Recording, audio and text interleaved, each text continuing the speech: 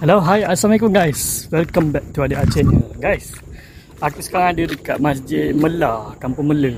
Kampung Mela dekat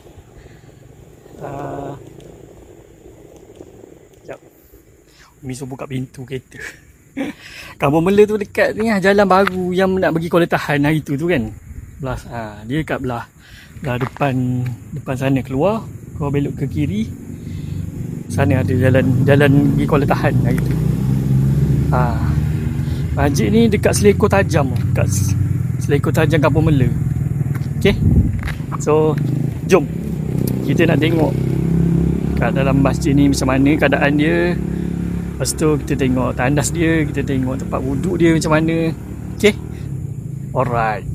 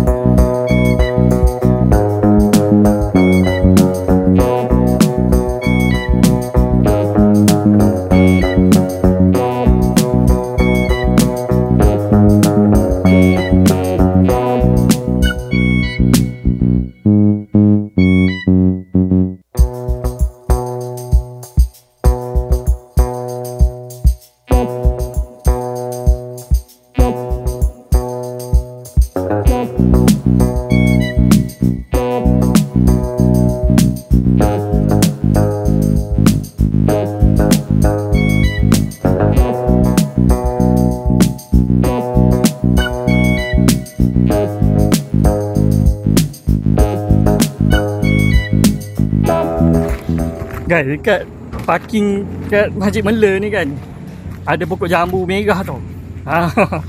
Tadi dah minta izin pakcik masjid. Jadi kata boleh je ambil. Boleh ambil. Umi dengan petik jambu merah yang kecil-kecil tu. Comel guys. Mana? Ni pokok jambu kecil comel je. Pakcik tu kata ambil je, takut nanti monyet ambil. So kita boleh petik lah. Ada lagi kat atas-atas sana ni.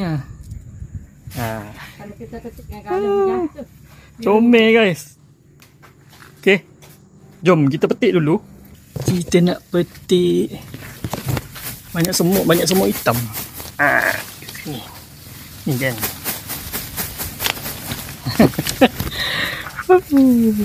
Cukup Apa kata? Gambar sebuah jambu. Ambil dekat masjid. Jambu air. Terima kasih. Sama. Jemput makan semua. Bismillah. Sedap ya? Sedap.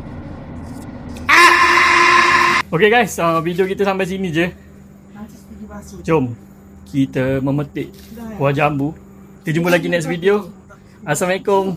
Bye.